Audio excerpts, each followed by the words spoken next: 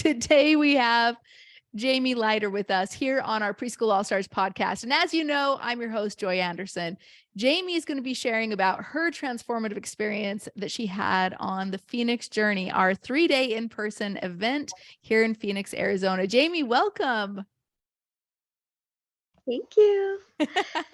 So Jamie, what were some of the things that you were struggling with before you came to the Phoenix Journey? I had a lot of personal trauma that I was dealing with and trying to work through on my own. So I had already started kind of healing those things a little bit on my own. And especially after I met you in the first place 2 months ago, it kind of like skyrocketed my healing. Yeah. Um, but yeah, it was more of like a personal, like family situation that I was needing help Yeah, with. absolutely. And I know sometimes when, there is trauma that we're going through, sometimes we'll go to maybe some like unhealthy coping strategies and things like that. Did you go through any of that, or were you dealing with it in a healthy way?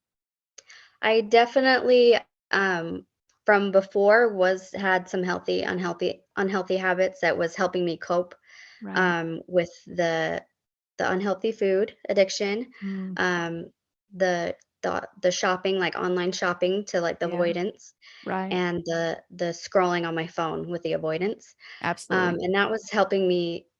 I'm grateful for it because it helped me get through what I needed to get through, Yeah. but I released that into the world and I said, "Okay, it's time to move on and keep going." So before I got to Phoenix Journey, I was already starting some healthier habits like eating healthy, um, to help clear that brain fog. And I was so grateful you had that Phoenix fuel there so that I could just and had no excuses. I was like, yes, we're gonna keep going with that clean food that can help us like think straight while we're here Oh, and have energy. absolutely.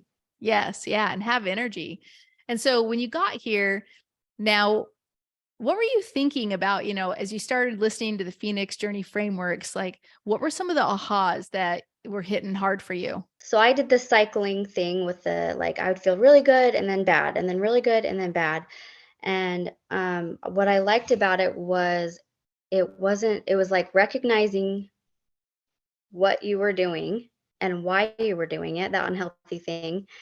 Um, but really digging into the why you were doing it Mm, and not only like not just replacing it with something else, but actually how to heal it so you don't just replace it with something else. You heal it and do something healthier instead. yeah.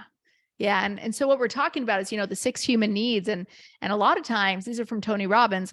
A lot of times we will take on a certain addictive or destructive habit just to cope with life. And so, you mentioned you were working through some of those things. And so specifically like for food, and I know I've dealt with this, but food is not just food anymore. Food has become so much more to me, and I think to a lot of other people, where it meets the need of certainty that you're going to avoid pain and gain pleasure, right? It meets the need of uncertainty and variety, where there's the unknown, the change, the new food, right? It meets the need of connection and love, because so many times we go to food when we're feeling unloved or when we're feeling, sad and depressed. And so it's meeting all of these needs. And then what happens is, like, if we don't meet those needs in a different way, then we're just going to keep going back to it because it's been so good for so long at meeting those needs so quickly and so efficiently. Right. So that kind Mhm. of hit home for you. Yeah. Yeah. And then I know that you shared, like, you were our last speaker, which was so beautiful. You shared your testimonial and everything. And I think those 3 days, walk us through like what happened to you from the beginning when you got there to the end. Like, how did it transform you? So like before we got there, I was just like, I'm gonna go have some fun with my business and learn some new business tips. I wasn't like didn't know what to expect, but I was like, it's gonna be good. Yeah. It's joy. Like what can go wrong? Like, of course it's gonna be awesome. Um, but I wasn't expecting at all the personal healing that was gonna happen for me. Mm, Um, yeah, I just needed it. Um, and the vision that I had for my business was what I needed to heal for my personal, and it aligned. I don't know if that makes sense, but Absolutely. I needed both parts, and Yes. it lined up for me. From after day 1, I went to bed, and the next, like, I was crying all through the night. The next morning, I woke up bawling because Mm, I had what I needed, like, exactly what I needed. I knew my purpose. yeah. So on day 3 when I spoke, I was just, like, so excited. I was like, "I can't wait to tell everybody, like, the reason why I'm here." 'Cause Yeah. my speech was planned around the things that I had already been working about, like, before I got here. I was like, "Oh, Yeah. this is what you do." And then by day 3, I was like, "No, this is why. This is actually why." Yeah. Well, and so talk to me about that because you obviously have, a successful business and you're really thriving in that area in the sense of living in your passion. But we took on a new element to add in purpose. And you have unlocked your purpose. You have unlocked this component of yourself where it's like, oh my gosh, I was thinking that this was my purpose, which was, run the successful business in my home. And all of a sudden, holy cow, we're talking global. We're talking worldwide. We're talking change the world type of purpose. And in some environments, people might look at you and be like, what you saying? You're going to bring the families back together. Like, was that, like, yeah, that's lofty, that's quite the goal there. Um, and some people, obviously that mindset starts going, who am I to think like I could even a second impact, worldwide families, but not Jamie. So walk us through, like, what did it feel like to go from I'm serving my purpose in, this business and in my family to all of a sudden realizing, holy cow, I have a bigger mission on my shoulders. Yeah,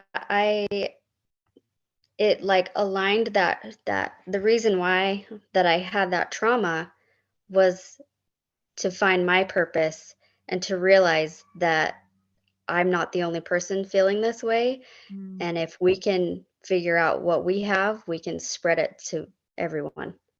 I love that. That's amazing. And so looking forward now, how's your perspective on life now? I told my husband I'm happy to be alive. Like, Yeah. I'm excited to be alive. Like, when we left the event and we were on the airport, like, I just walked taller. Like nobody could touch me now. Like, I knew what I was doing. Not not in a cocky way, but, like, Yeah. in a confident, like, I'm happy now. Like, I have big dreams and purpose, and I know what I'm doing now. Like, there's a reason. Yes. Oh, I love that. And as somebody who's going to be going through the Phoenix journey, what would you say to them? Someone said I think it was Quinn, I'm not sure. They said, "If you're ready, then come join us." I say, "If you're not ready, if you're, like, tired and worn out and you're thinking you can't do it, do it. That it's for you. It's for the Yeah. people who aren't ready." Oh, that's when you need it even more, isn't it? Yes. Yes. Well, Jamie, you're awesome. Thank you so much for being here, friend. You're so welcome. Thank you.